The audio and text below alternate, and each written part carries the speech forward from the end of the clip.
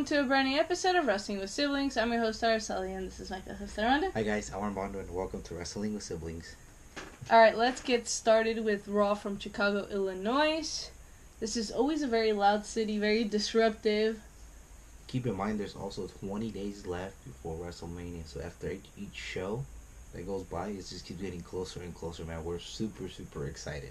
Exactly, and at this point, we are 2 weeks away from WrestleMania. We have next Monday, and the following Monday after that is the go-home show for WrestleMania. I am super excited, looking forward to see where all these storylines are going to go. Alright, let's get started with Raw. The Beast, Brock Lesnar, shows up on Raw. Finally, the Beast decides to show up, and I was excited to see what he was going to say after a very long time. I was surprised that he was actually there, but at the same time I wasn't, because usually when it's Chicago, Atlanta, or like there's certain cities he will go to, and this is one of those cities. He's almost always in Chicago.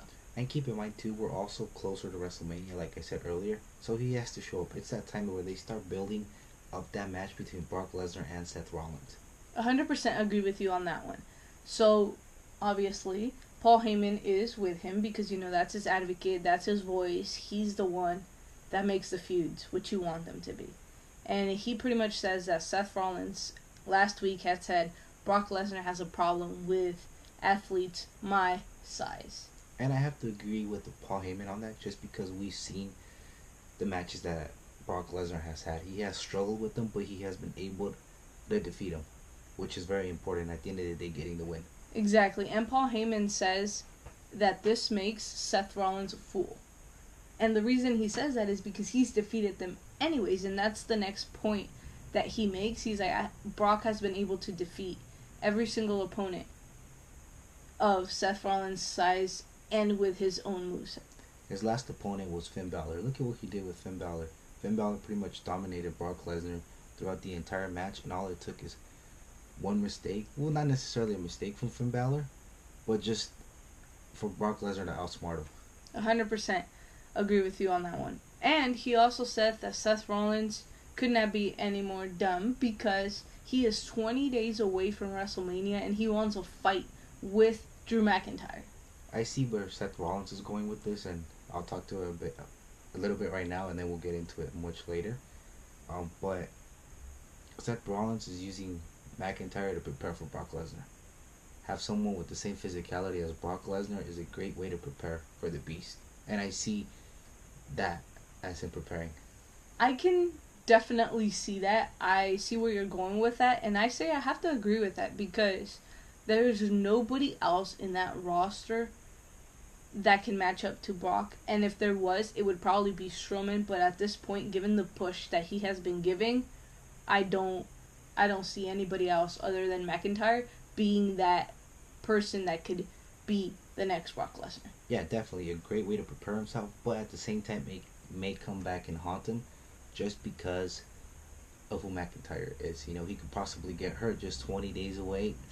Exactly. Not necessarily the brightest idea, but I see why Seth Rollins picked to choose him. Not only that, but he's also taking revenge on his fellow Shield brothers. Exactly, because as we do know, Roman Reigns got brutally attacked by Drew McIntyre, and so did Dean Ambrose. So at this point, he's not fighting for himself. He is fighting for Roman and Dean Ambrose. And this is where Drew McIntyre, pretty much he comes out, he interrupts, and he says, I brutalized both Roman and Dean, which I already got into.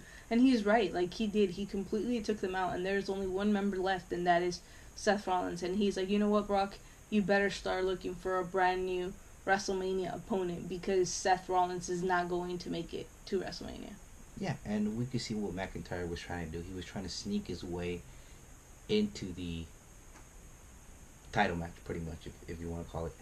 And I would be completely okay with that, but at the same time I wouldn't, because I feel like this is Seth Rollins' moment, and he is out to prove a point, and he proved it during this segment because he comes out with the steel chair and he attacks Drew McIntyre from behind. And he proved this point, and he was like, when I am ready and when I am prepared for somebody, I can be 10 times more dangerous. Yeah, and he proved it against McIntyre.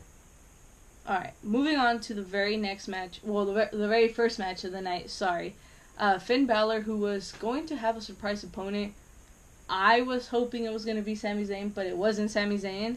It was actually Braun Strowman. So Finn Balor and Braun Strowman versus Bobby Lashley and Lio Rush. Yeah, me personally, like you said, I wanted Sami Zayn to be his partner just because of the history that Finn Balor and Sami Zayn have had in the past. But looks like we're not getting Sami Zayn anytime soon. Possibly, hopefully after WrestleMania. But we'll see. Braun Strowman was a good choice for him. I really want to see Sami come back right after Mania for the big returns. But I want to see him. I don't know. Maybe I would place him on Raw. I feel like Raw can use him more than SmackDown can, just because about the talent that they have. But that's just me. But getting back into this match, Braun Strowman is always the game changer for any match that he is in. As we do know, he bulldozed straight through Lio Rush a couple of weeks ago. I believe it was like 2-3 weeks ago. And he was extremely fired up, and you could tell he was pissed off. He was trying to prove a point. He doesn't even have a match. In fact, today he announced he was going to be part of the Andre the Giant Memorial Battle Royal. So at that point, it just tells you there's nothing for him. You know, he's not going to have one of those legendary careers that you could expect. And Bobby Lashley finally got to meet someone with his own power and strength in Braun Strowman. Yes, but it's all a matter of, like, who is able to use that strength better. Who is more comfortable using their power to their advantage. And at this point, I feel like Bobby Lashley has worked on that, and he has perfected that in such a way that makes him 100 times more dangerous. Yeah, and keep in mind, this different Bobby Lashley that we're seeing, a lot of it has to do with Lio Rush, like we've been saying for the past couple of weeks and months. I feel like it does have to do with him in a way, because not only did he lose the Intercontinental Championship for Bobby Lashley, which fired him up 100 times more, but it's also like his mentor, and he's pushing him, he's making sure he's focused, he's there, he's in the right mentality, and that you have to give credit to Lio Rush for. He's more confident about himself, and that's what he needed, and that's that Bobby Lashley that we've been seeing for the past couple of weeks. And Lio Rush, extremely incredible. He's an amazing athlete, and I want to see him in a singles match for sure. Yeah, and I may be getting myself a little bit ahead of this, but towards the end of the match, you saw that Bobby Lashley didn't help Lio Rush. Well, yes, but at the same time, I see where he's coming from. He had taken a beating, and at this point, it was like, do I continue to take a beating for Lio Rush in the hands of a beast? In the hands of the monster, or do I just walk out? And he did end up screwing me over for the Intercontinental Championship anyway. It was his fault that I lost it, so you kind of got to put yourself in his shoes. But it looks like they're officially splitting now, and this could potentially be the match we get at Mania between them. Yeah, for the Intercontinental Championship. And if that were to happen, do you want Lio Rush to hold it? Yeah, I would like to see him hold it, just because he's fresh new talent that has a lot more to offer. And what about Finn Balor? What do you see next for him? Because he lost the Intercontinental Championship, and it looks like he's not going to get a rematch anytime soon. And like I said, we're 2 weeks away from WrestleMania. That's a good question. If anything, they might sneak him into that Intercontinental Championship. I could see that happening. I mean, they've been feuding for the last couple of months, so that would make sense. But at this point, I feel like something different. I've seen this feud go on for like the last 4 or 5 months. I want to see something different, something fresh. I think the best option for Finn Balor is just get through WrestleMania and then have that brand change and move over to SmackDown. Definitely. I agree with you on that one. I think that's going to be the best option. That's going to work out for him and have him start fresh. Yeah, for sure. He needs to go over there. He's going to be a much bigger talent, and he's going to be used to a whole new level in SmackDown, whereas in Raw he has to compete for that competition. In SmackDown, you don't have that. SmackDown, everybody is used equally. Alright, let's move on to a moment of bliss. Probably one of my favorite parts of the show. You guys know I love Alexa Bliss.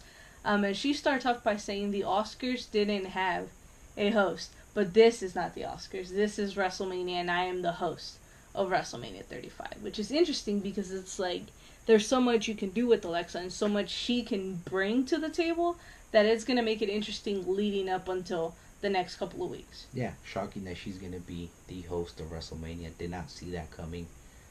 I thought she was gonna be in some type of match, but we'll see what happens. She is the host of WrestleMania. Anything could happen. And she was very respectful towards Elias. She's like, ladies and gentlemen, Elias. She said that is something she's always wanted to do, and she finally got to do it on her show, A Moment of Bliss. About time Elias gets some respect around here. Hey, see, I'm telling you, Alexa gets interrupted in A Moment of Bliss, and Elias gets interrupted when he's performing.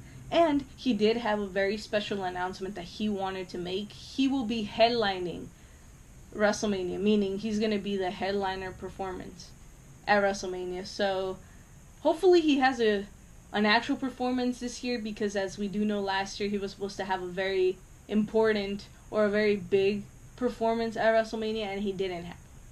Yeah, this is Elias's year, and I'm pretty sure he's gonna kill it in MetLife Stadium. And Alexa did say, don't worry, Elias, this is a safe place. You don't have to worry about getting interrupted. And then, Otis, your favorite person, he comes Steaks out. and weights, baby! He comes out with the conga line, and he just starts dancing. It was hilarious. And Alexa is like, I told you not to come out right. We practiced this so many times. This is why we had rehearsal. You were supposed to come out at the end of the segment. Alexa has always been a savage. She knew someone was going to interrupt, but she didn't mean for it to happen during Elias' segment. She wanted it to happen towards the end. Hey, but since it was Otis that interrupted Elias, I'm cool with it. This is probably the only time I will be cool with that. But since Elias did have to make the announcement that he is pretty much the headlining performer of WrestleMania, and you're going to be there live, I could only imagine what Armando's reaction is going to be. Oh, walk with Elias. Oh my goodness! Elias. He is a huge Elias fan, for those of you who haven't caught on to it yet. He loves Elias. Alright, moving on to Elias versus No Way Jose. The reason why this match started was because No Way Jose was dressed up as a member of the Conga Line. He didn't come out just as himself. He came out in disguise. And he pretty much attacked Elias from behind, and that's something that Elias doesn't like. If you're going to face Elias, if you're going to confront him face to face, because when you attack him from behind, it makes him extremely upset. Yeah, and then he finds some ways to get you back, and No Way Jose, don't be surprised if he breaks a guitar in your back. Exactly, but you really have to give it to No Way Jose. He was focused, he seemed ready to go. He looked better than ever, and I do want to see more of No Way Jose. That hairdo that he had, I think it was him changing his color of his hair what made him a lot better. But I mean, he did dominate most of the match on Elias, which was very impressive. He definitely did, and I want to see more of him. Like I said, I feel like he's one of those superstars that can bring so much to the table, but doesn't get the time. Like Elias, once you started giving him time, man, he's on there every single week now, and he's killing it. I feel that Elias kind of underestimated No Way Jose just a little bit, and I mean, I don't blame him. He's thinking WrestleMania already. He's thinking of his headlight performance that he's gonna have. But hey, No Way Jose proved that he's no joke. That he's serious game when it comes down to business. 100%. And Elias, something we don't really see from Elias, his frustration started to come out, and once we got to see that frustration, he started to be 100 times more brutal. So that just goes to show Elias in that state of mind is a very dangerous Elias. And you have to be very, very careful with him. Alright, moving on to Kurt Angle, who basically comes out and he is like, I am wrestling my final match at WrestleMania, like he did end up announcing. But this time, he's going to announce his WrestleMania opponent. And everybody was hoping he was going to say somebody like McIntyre, somebody like John Cena, somebody like, I don't know, Shelton Benjamin or whatever, right? Anybody but Baron Corbin. So when he announced he was going to be wrestling Baron Corbin for his last match, the WWE Universe was upset. Highly upset. Well, obviously, everybody wanted John Cena just because John Cena debuted against Kurt Angle and Ruthless Aggression and the history that they had. And I see why he picked Baron Corbin as well. Baron Corbin, these past couple of months, since pretty much since last year, it's been making Kurt Angle's life a living hell, if you want to say it that way. And that's exactly what he says. He's like, ever since I came back to become the general manager of Raw, this guy has been making my life a living hell. And then, I mean, he wants to get revenge. He wants to get payback on the grinding stage of them all. I don't blame him for that.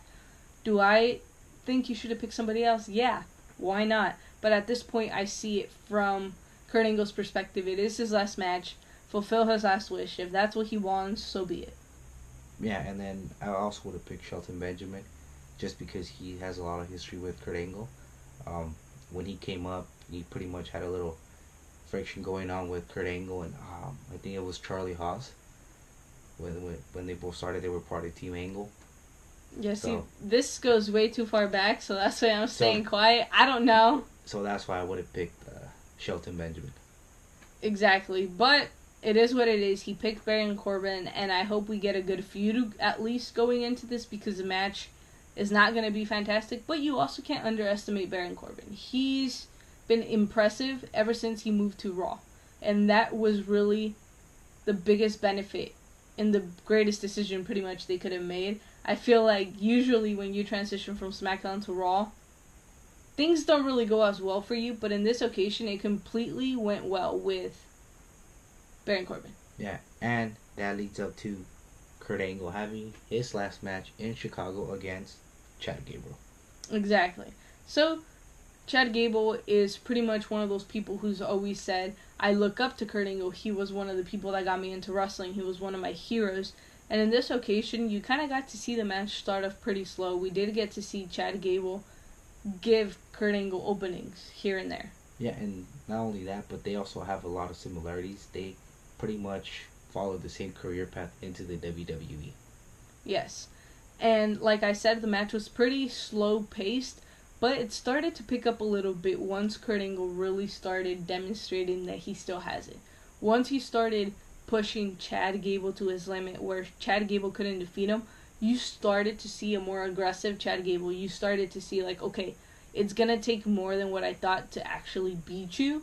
And so I feel like that's what got under Chad Gable's skin, and that's what made him be and have the type of match that he did, because at the end of the day, he had a fantastic match with Kurt. And I think Chad Gable helped him out a lot too, because they both have similar wrestling styles.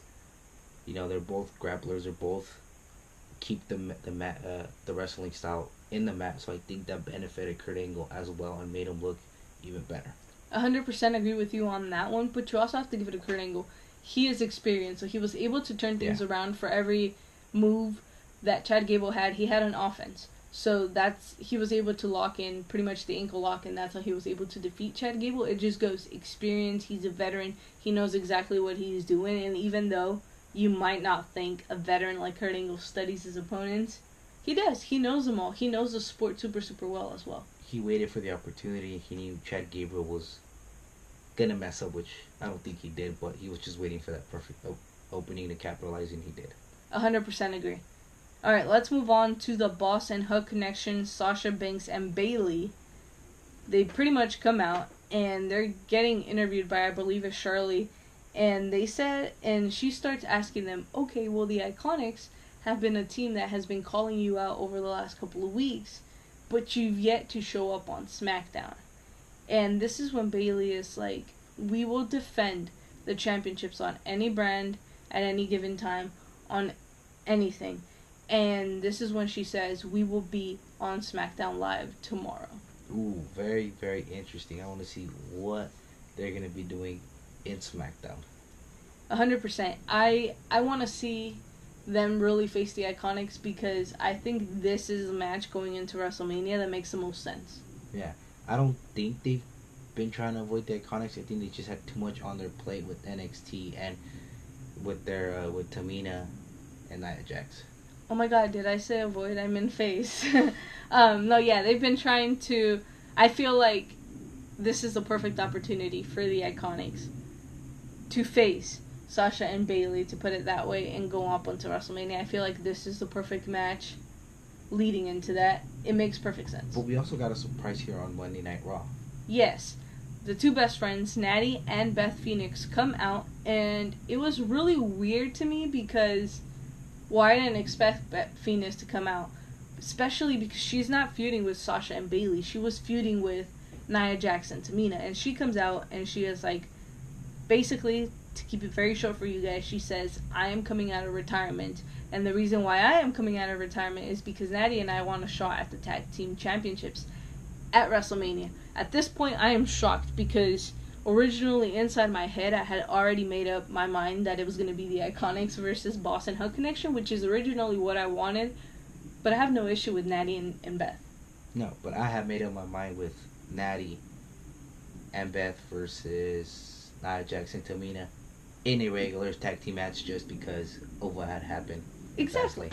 Exactly. That makes perfect sense. So at this point, I am like, wait, what? She is coming out of retirement to challenge for the tag team championships? But there is also one thing that I think really triggered Beth Phoenix, because as they're exchanging words, Sasha Banks tells her, yes, Beth, we all know who... Oh, because what ends up happening is Natty is like, oh, well, Beth is a future Hall of Famer, and she starts going through all these accolades that Beth Phoenix has accomplished throughout her career. And Sasha is like, yes, Natty, we do know who Beth Phoenix is. We bleed for this business. We love this company. This is what we do. She is like, so, since we do know who Beth Phoenix is, you are riding her coattails so you can have a match at WrestleMania. That set Natty off, and she went up against Sasha Banks. She literally just, like, they went at it. It was just crazy. Yeah, she threw hands and just went all out. Well, I mean, I get it's part of a storyline, but you don't just say that to somebody like Natty. I mean, Natty, who has given her heart and soul to this business, who's been here for years, and definitely deserves an opportunity. She's practically a legend. Exactly. Already. Exactly. Even though she hasn't been inducted yet, it's like, she's a legend, so it's like, how can you say that Natty is riding the coattails of somebody else?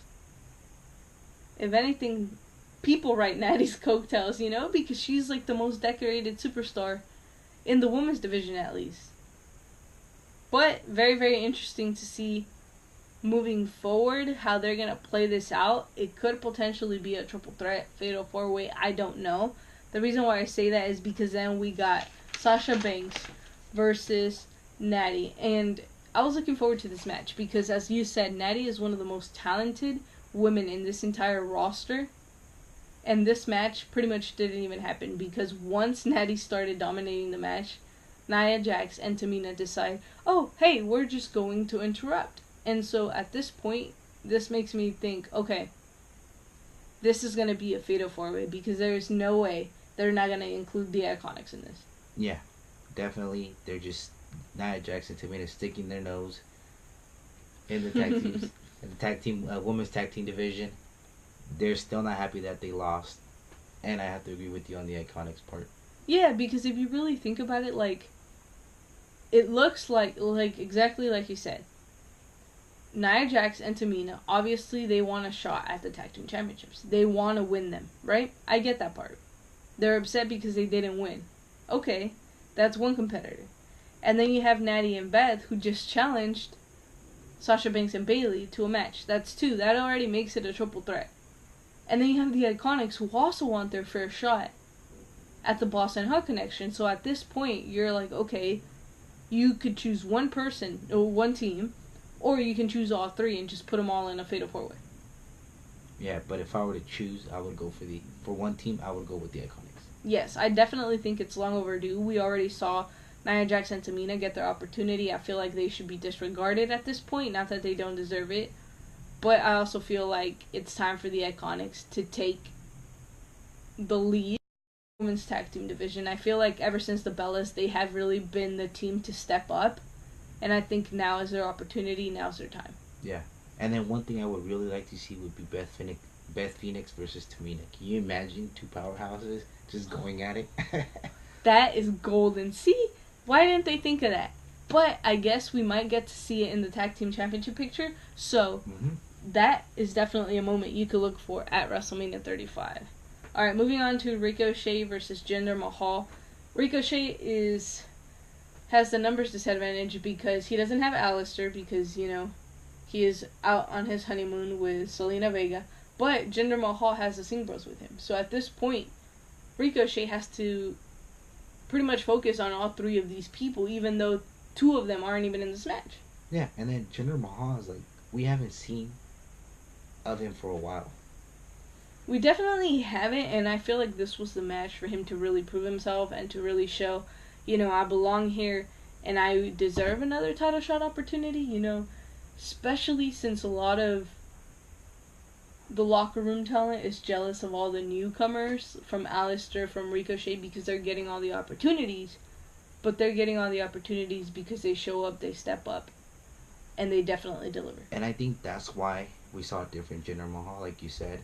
A lot of it has to do with jealousy. That example, like Ricochet and Aleister Black have been getting a lot of opportunities, and Jinder Mahal hasn't.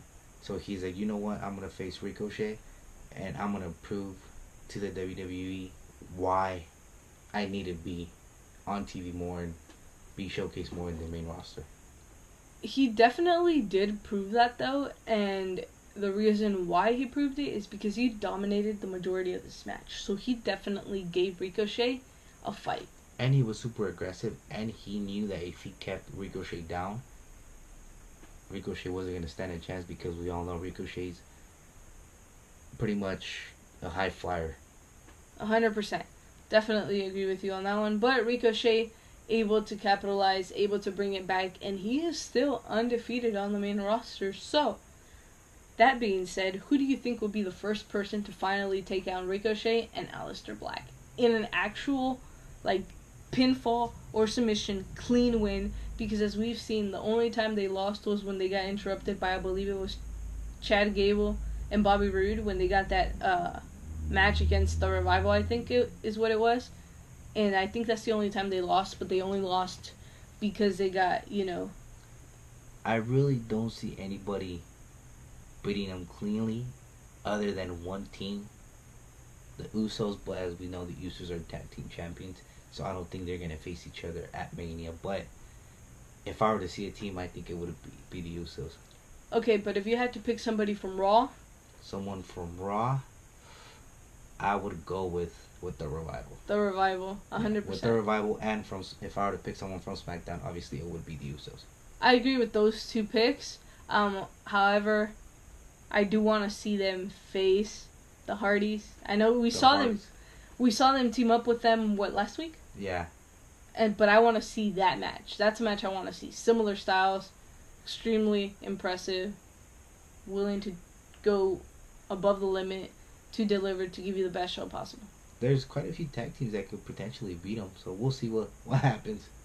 We'll see who becomes the first team to beat them. Let us know who you guys think is going to beat Ricochet and Aleister in the comments below. Let us know, tweet us, Instagram us, whatever you want. Let us know, give us your opinion, and we'll share ours with you.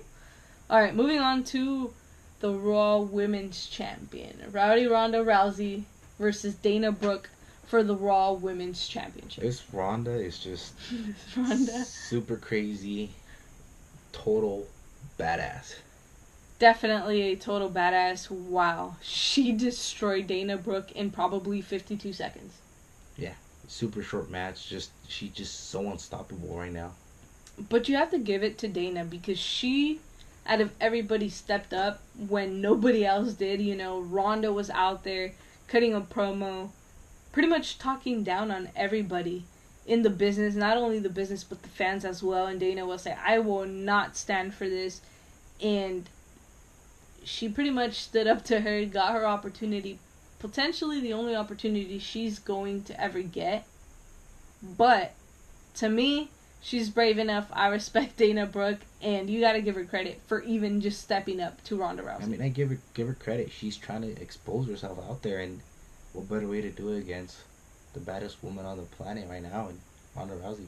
And she's extremely good. We've seen her wrestle before. She has improved majorly. She just needs the time. Give her more time, and she will succeed. Trust me. And that shows you how aggressive and how powerful Ronda Rousey is. And Charlotte and Becky Lynch better watch out at WrestleMania, because if Ronda's able to connect that armbar, it's pretty much over. This new Ronda Rousey is just going through everybody, destroying everybody. And we saw that because security comes out because she puts her in the armbar. And she literally holds it for legit a minute and a half. And security comes out, and Ronda does not care. She's like, touch me, I dare you. And she just punched one of the officials. And then, I believe his name is Travis Brown. He is Ronda's husband, for those of you that don't know. He punched an actual official as well. So now it's like, ooh, are they going to bring him into the storyline? Because keep in mind, they didn't let George Mizanin get involved when his own son was getting beat up. Now imagine somebody like Ronda Rousey, who just laid hands on an official, and then her husband puts his hand on an official as well. So I could see another fine potentially coming for Ronda Rousey. Yeah, I think just that overprotective of his wife just got the best of him and threw a punch here and there. And I guess now we'll see what happens next week on Raw, and then we'll officially be 1 week away from WrestleMania. How insane. Leave in the comments below what's your favorite match, or what's the match you're looking most forward to. Let's put it that way. So that's the second comment. So everybody should be leaving at least 2 comments, because now there's 2 questions that we have asked. Alright. Apollo Crews versus Baron Corbin. I'll give you the honors. Apollo Crews getting his opportunity against Baron Corbin, and Baron Corbin coming out extra motivated, knowing that he was going to be the one facing Kurt Angle at WrestleMania. So he's coming out and be like, you know what? I'm going to be the one that's going to retire Kurt Angle. Yeah, so definitely a more confident, a more cocky Baron Corbin than what we've seen. He's definitely confident. I feel like he thinks Kurt Angle doesn't have it in him, but he is definitely wrong, because Kurt Angle is going to put him away for good at WrestleMania. Yeah, and I think that just had to do a lot with it. Just his confidence just gone through the roof. And also, keep in mind, Apollo Crews was fighting on behalf of Kurt Angle. And the reason why I say that is because he was backstage, and he's like, oh, so you think you're this cocky new person, you think you're better than everybody because Kurt Angle chose you to face you. In reality, you don't even deserve the opportunity that Kurt Angle is giving you, you know? And so he is like, and because you think you're going to humiliate Kurt, he stood up for him, and he was like, you know what, I want a match against you. And Apollo did not take no for an answer, and he gave him a fight. But you also have to keep in mind, Baron Corbin is a very strategic competitor, and given the fact that he was a general manager, that already puts him at an advantage. Because he has to know all the superstars. He has to know how they work, he has to know how they do this, how they do that. So that already puts him at an advantage. Yeah, and then not only that him being strategic is you don't know who's going to interfere in the match.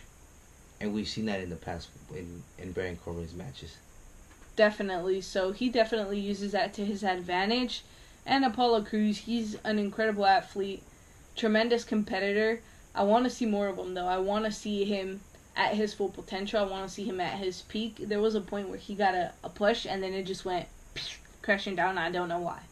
Yeah, and I think Baron Corbin is a full, complete superstar, has the whole package to be one of the greatest, but I think what kills him is, or what affects him is, his cockiness.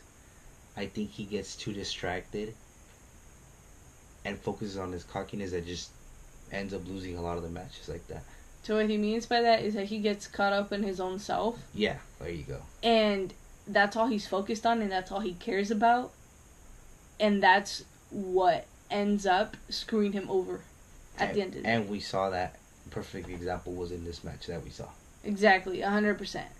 Alright, moving on to pretty much the main event. Drew McIntyre pretty much comes out, and he starts talking about how he completely dismantled Roman Reigns, how he completely took him out.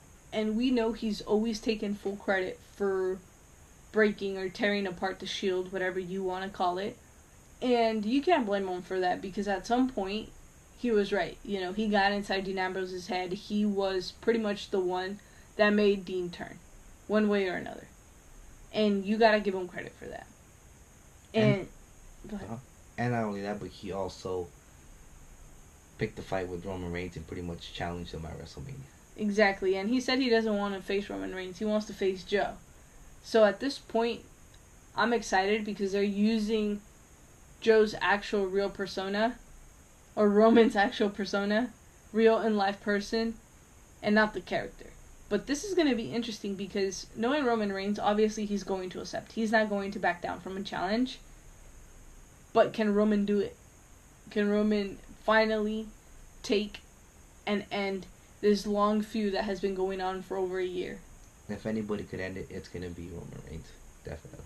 Definitely agree with you on that one. And Seth Rollins had enough. He was done. He was over it. He comes out and they pretty much start fighting before the match even starts. And then the match starts. And this is when it gets really, really interesting. Because we get to see somebody who we considered the full package. Not even that. Two other competitors who we considered the full package. In-ring promos are great. They have pretty much what it takes to be an in-ring competitor. And we got to see them go one-on-one. Yeah, and then we also got to see McIntyre dominate, which is what we probably expect from Brock Lesnar at WrestleMania. Just dominating most of the match against Seth Rollins. So like I said, a lot of similarities between Brock Lesnar and McIntyre.